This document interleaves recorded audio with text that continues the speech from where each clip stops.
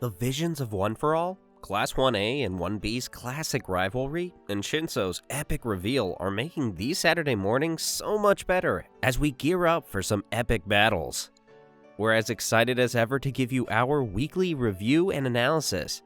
Before we get into it, we would really appreciate it if you hit that subscribe button to follow our weekly My Hero Academia episode review/analysis. Like if you enjoyed this video, and comment what your favorite part of the episode was.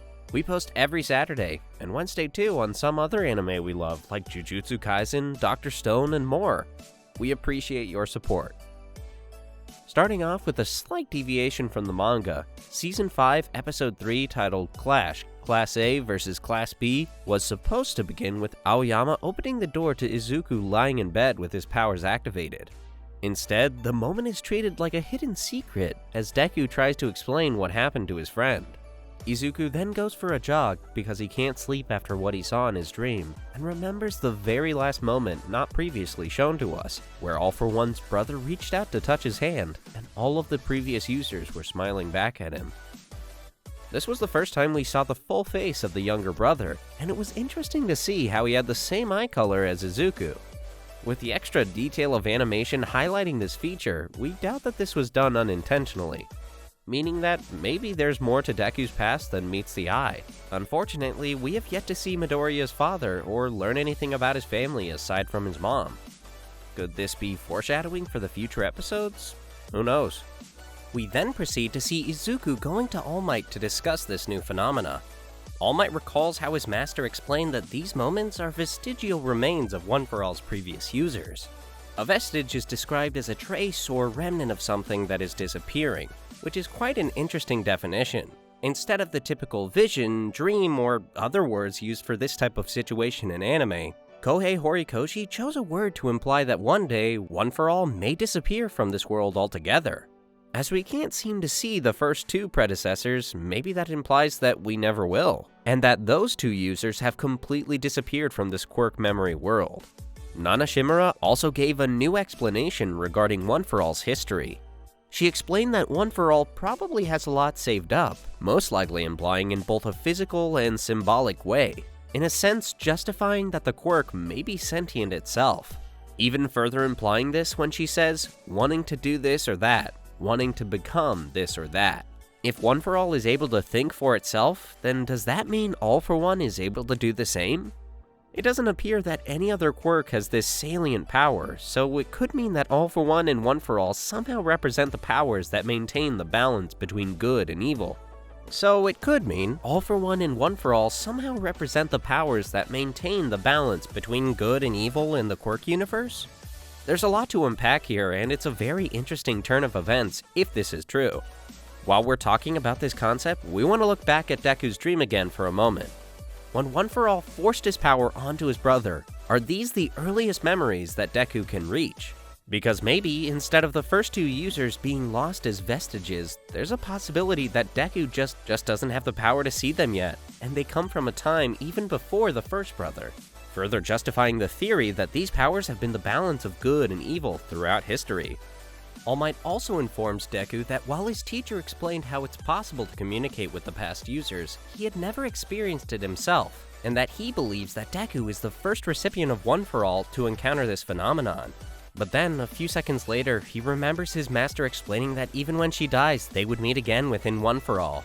An interesting moment, as somehow Nana Shimura knew that she would be able to communicate through the Quirk even in death, and somehow learn about this ability.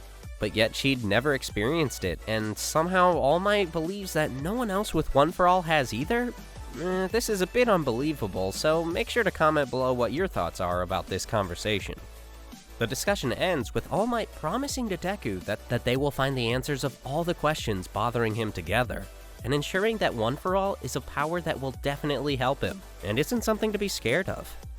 While we love to believe All Might's optimism, clear statements like these in anime almost always carry a double meaning.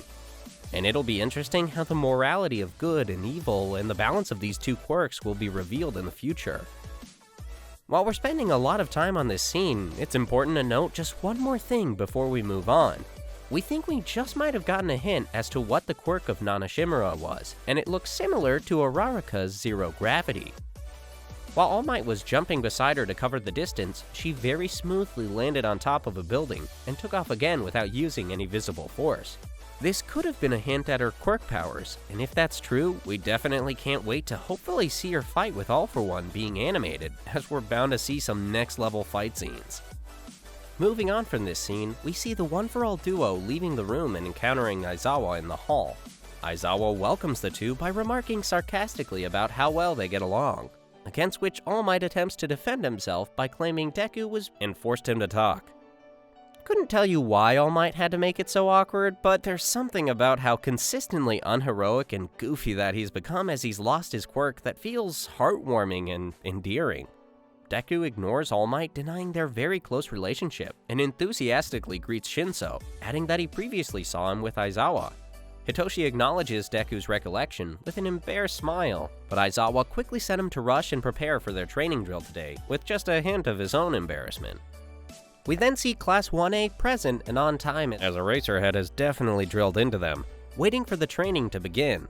The team is back again at Ground Gamma, the same training field we last saw them at during the final examination arc of Season 2. Given the insane amount of infrastructure damage from last time, we definitely need some explanation for UA's funding if they can fix this kind of damage so quickly. We also see new costumes for most of the students, and both Mina and Toru express their excitement to begin their drill with their new looks.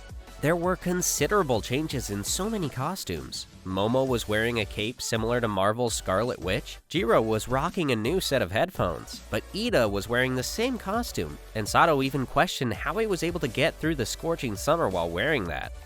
We also see the trio of Bakugo, Kirishima, and Kaminari coming up with new improvements in their costumes, with Deku showing his typical childlike excitement to learn more about the improvements everyone got in their new gear. A typical back and forth between Deku and Bakugo, as Bakugo somehow hates to get any compliment from the One For All hero. An awesome scene followed here as Deku tells the others about his new gloves, while Ochako watched from afar, raising her eyebrow for a moment as soon as Deku mentioned Hatsume. With typical high-level animation by Studio Bones, it showed Uraraka channeling her inner Mikasa as her spider sense saw Hatsume as a threat. We were interrupted by Monoma and Class 1B's arrival, and it was everything we would expect from our favorite salty character of the show. Monoma finally got one over his rivals, as he revealed the findings of a questionnaire he distributed, revealing a 2-vote lead for Class 1B's success in the school festival over Class 1A, though we aren't quite sure how reliable the survey was done. While Kirishima, Kaminari, and Jiro were distraught, Aizawa came in to do what we all wanted to and strangled him with his binding tape. Flat King and Aizawa then told the students that they have a special guest with them today and introduced Shinso, who's looking to transfer to the hero course. Deku thinks to himself that Shinso's brainwashing is what allowed him to see the remnants of One For All's former holders, but dismisses it as a coincidence. We think that it might not be as big of a coincidence, and there's a very high chance that Shinso's quirk is the key to reaching the vestiges of One For All. Aizawa instructs Shinso to welcome everyone, and Shinso informs Class 1A and 1B that since he is now so far behind all of them, he must try twice as hard to make up for missed time. He announces that he will be a true hero, so that he can use his quirk to help people, and concludes that he isn't here to make friends. We also saw a flashback of his childhood where his friends were in awe of him, but only mention him using his powers negatively. It's sad to see how, while his classmates were happy for him and thought his quirk was cool, they always thought of it to do evil, best suited for a villain. It's always a pleasure to see how My Hero Academia dives deep into how determination and intentions play a big part in one's character, and no one is either born a hero or villain, but become one through their lived experiences. Everybody applauds Shinso, and Sero compares him to Shoto from earlier in the school year.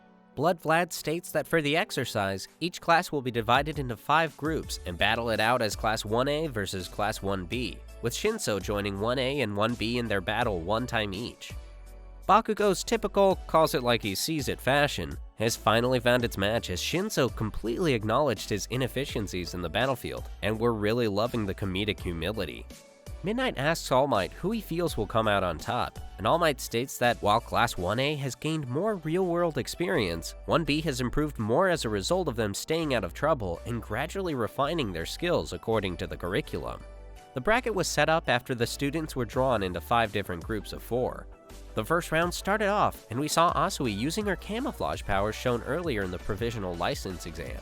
While thinking of the best possible strategy they could come up with to deal with their opponents, the team was ambushed by Zeke Yeager in a complete bind by the power of Monkey, and that time I got reincarnated as a spider, Shinso debuted his brand new abilities. While the Beast Titan was talking to his ally, Shinso used his new support gear to seemingly imitate his voice with his new special move, Persona Chords.